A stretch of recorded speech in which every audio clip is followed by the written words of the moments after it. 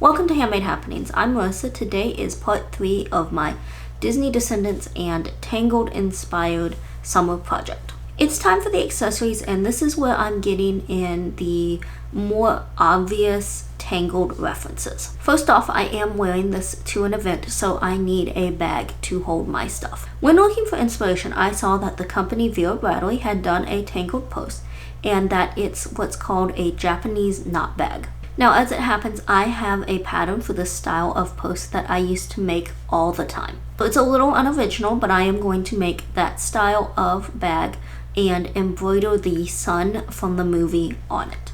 For the fabric, I'm using the same broadcloth that I used for the lining of my dress, and here's the pattern. It actually has 3 sizes.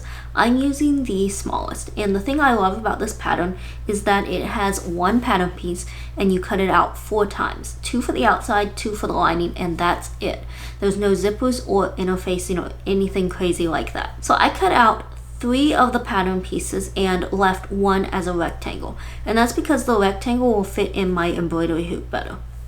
I did mark the top and bottom of the pattern to help with placing the embroidery. And then I realized I was actually supposed to leave 2 pieces as rectangles because I was going to embroider both sides. But thankfully the cut piece did seem to fit into the hoop. For the design, I found a free silhouette of the sun from the movie and printed it to the size I wanted, then traced it onto the fabric with a heat erase pen. I find it's easiest to hoop the fabric and then trace the image so that the fabric stays taut. For the embroidery, I started by going around the edge of the inner circle with beads. I had 2 styles of gold beads. One is a larger, more diamond-shaped one, and the other is a small round seed bead. So I just alternated between these. I think I did about 3 small beads in between each of the larger beads. Then I filled the circle in using only round beads, trying to place them at random, but I don't think that really happened. However, this was still a bit too sparse, so I then filled in some of the blank space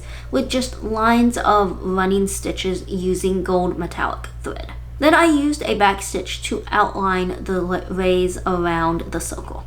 I did the same design on the other side and then cut out the rectangle, making sure that it was mirror image of the side that had already been cut out. Now, before sewing, there are a couple of dots marked on the pattern. These show where to stop sewing at certain points later, so I need them marked on at least half of the pieces. So I just did this by cutting a small slit at each dot on the lining pieces. This pattern is so easy to assemble. Start by placing the outer pieces right sides together, and the piece has a tall strap and a short one.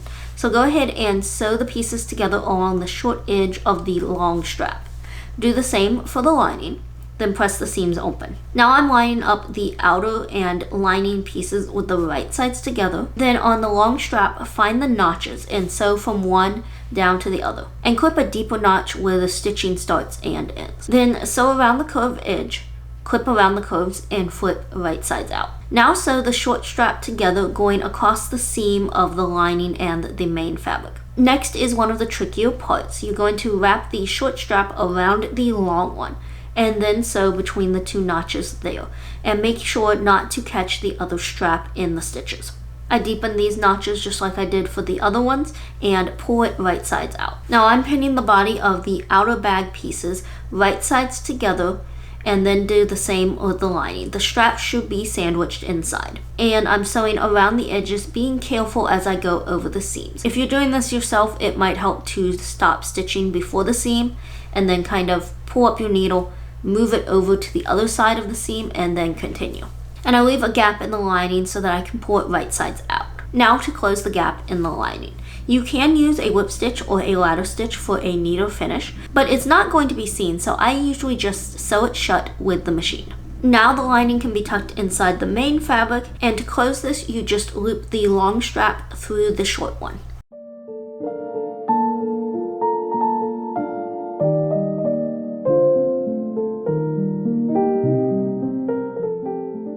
Now my other accessory is a floral headband.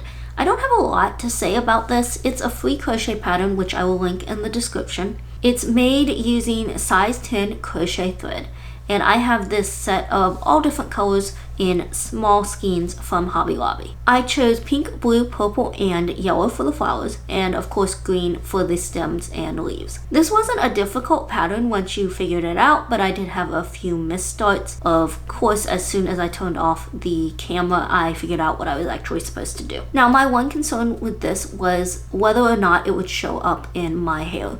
These flowers aren't exactly delicate, but they are kind of small. But with it finished, it's time for the final reveal.